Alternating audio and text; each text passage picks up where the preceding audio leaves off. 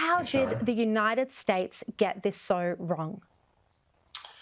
Well, it shows you the limits of what you can know by looking at camera images coming from a drone, Shari.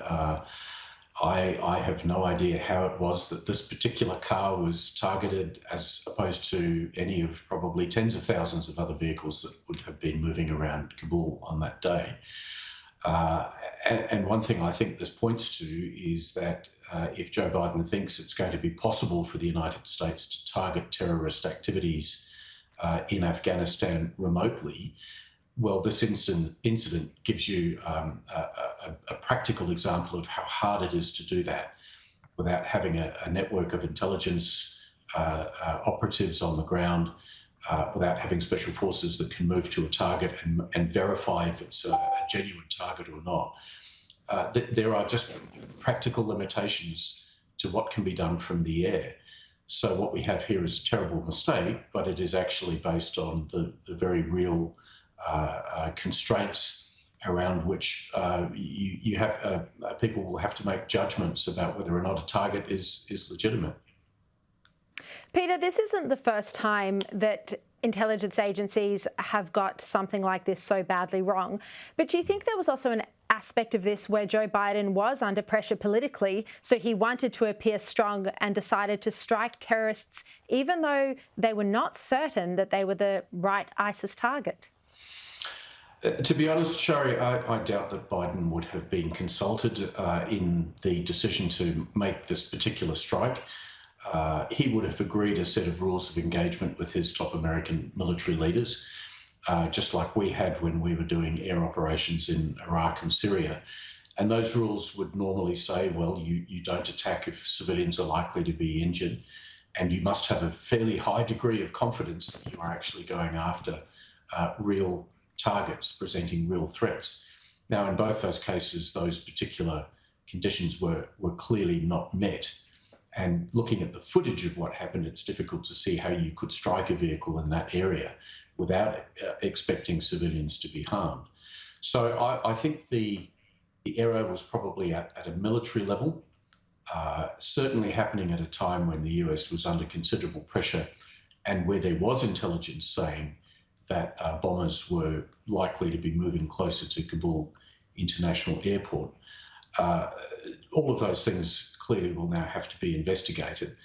But I suspect in the pressure to mount an attack in real time, this was something that the president would have found about afterwards, rather than be consulted as to whether or not this was a target that should be attacked. Well, I agree with you. There does need to be an investigation as soon as possible. We do need the answers about what process happened here. I thought it was always suspicious at the beginning because they said they struck an ISIS-K target, but they didn't release any name. So there were those questions from the very beginning. Peter, I want to ask you about the nuclear submarines.